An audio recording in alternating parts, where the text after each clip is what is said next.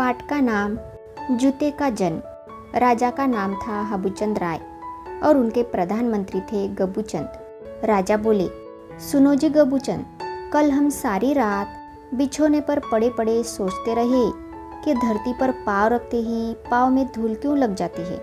तुम लोग वेतन खाते हो, राजकाज की ओर तुम्हारा ध्यान नहीं जाता। हमारे ही राज्य की धूल हमारे ही पैरों में लगा करे, यह कैसा अंधेर है।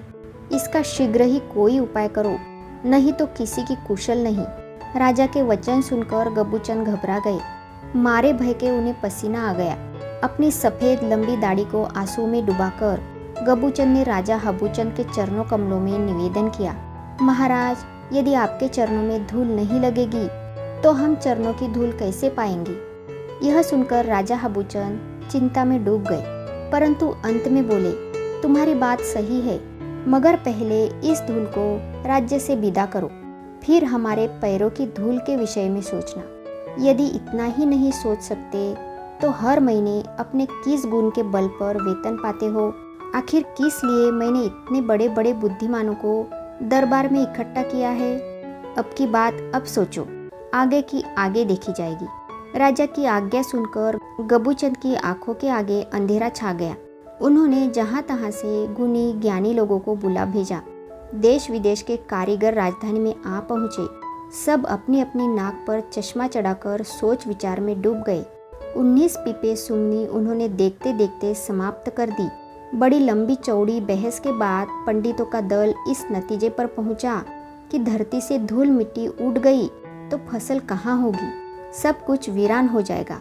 उनकी बात सुनकर राजा ने कठोर स्वर में कहा, यदि ऐसा ही है तो मेरे राज्य में धुरंधर पंडित आखिर किस काम के हैं? क्या ये लोग खेती का कोई दूसरा उपाय नहीं निकाल सकते? अंत में प्रजा ने धूल को हटाने का अंतिम उपाय हाथ में लिया। देश भर के बाजारों से 17.5 लाख झाड़ू खरीदे गए। झाड़ुओं की झाड़ फटकार से उड़ी हुई धूल राजा के मुख और छाती पर बैठने लगी। धूल के मारे कोई आंखें नहीं खोल पाता था। धूल के बादलों ने सूरज के प्रकाश को भी मंद कर दिया। धूल के कारण लोग खांसते खांसते दम तोड़ने लगे। राजा ने दांत पीसते हुए कहा, धूल को हटाने के बदले तुम सब मूर्खों ने संसार को और भी धूल से भर दिया। तब 21 लाख भिस्तियों की टोलियां कंधे पर मशके लटकाए पानी खींचने के लिए दौड़ चली। ताल तलैयों में कीचड़ ही कीचड़ रह गई। नदी में नावों का चलना बंद हो गया। जल के जीव जल बिना मरने लगे और थल के प्राणी पानी की बाढ़ में डूबने उतराने लगे। हाट बाजार के लेन देन पर पानी फिर गया। सब और ठंडक हो जाने से सर्दी बुखार के कारण लोग मरने लगे। राजा ने गरज कर कहा, तुम सब नालायक हो। धूल से बचने के लिए तुमने राज्य में कीचड़ ही कीचड़ कर दी। अब सलाह के लिए दरबार में फिर सबकी पुकार हुई। पंडितों की पंचायत भी दाएं बाएं सिर डुलाते हुए गहरे सोच में पड़ गई।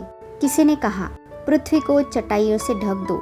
दूसरे ने कहा, महाराज को ऐसे कमरे में रखो जहाँ कोई खिड़की न हो। यदि वे धूल में पाँव ही न रखे तो धूल कैसे उनके चरणों को चूम सकेगी। राजा बोले, सलाह अच्छी है, मगर इसमें एक खतरा है। धूल के डर से यदि दिन रात कमरे में ही बंद रहूं तो राज्य कौन चलाएगा। धूल के भय से राजकाज को धूल में नहीं मिलाया जा सकता। तब पंडितों ने कहा, किसी चर्मकार को बुलाकर धरती को चमड़े से मढ़वा दीजिए। हे धरती के राजा, इस धूल भरी धरती को सदा के लिए चमड़े के नीचे बंद कर आप धरती पर अमर हो जाइए। इस अनूठी सूझ पर सारी सभा प्रसन्न होकर एक साथ चिल्ला उठी, यह तो सबसे उत्तम और सरल उपाय है। राजा ने आज्ञा दी, किसी होशियार चर्मकार को पकड़कर हाजिर करो। राजा के सिपाही सब काम छोड़कर 10 दिशाओं में दौड़ पड़े, किंतु उन्हें ऐसा कोई कुशल चर्मकार न मिला और न मिला चमड़े का इतना बड़ा भंडार ही कि जिससे धरती को ढका जा सके। तब चर्मकार कुल का एक बूढ़ा धीरे धीरे वहां आया और तनिक मुस्कुराते हुए बोला, दास को आज्ञा मिले तो एक युक्ति बतलाऊं। अगर राजा जी अपने चरणों को ढक ले तो धरती को ढकने की क्या आवश्यकता। राजा ने गरज कर कहा, चुप रहे, क्या बकता है। अरे जिस सवाल को हल करने में सभा के बड़े बड़े पंडितों ने घुटने टेक दिए, भला उसका उपाय कहीं ऐसा सरल हो सकता है। मंत्री क्रोध से बोले, इसे कारागार में डाल दो। बूढ़ा चर्मकार यह सब अनसुनी करके राजा के चरणों के निकट बड़ी नम्रता से बैठ गया। धीरे धीरे चमड़े के आवरण से उसने महाराजा के चरणों को ढक दिया और महाराज से धूल में चलने की प्रार्थना की।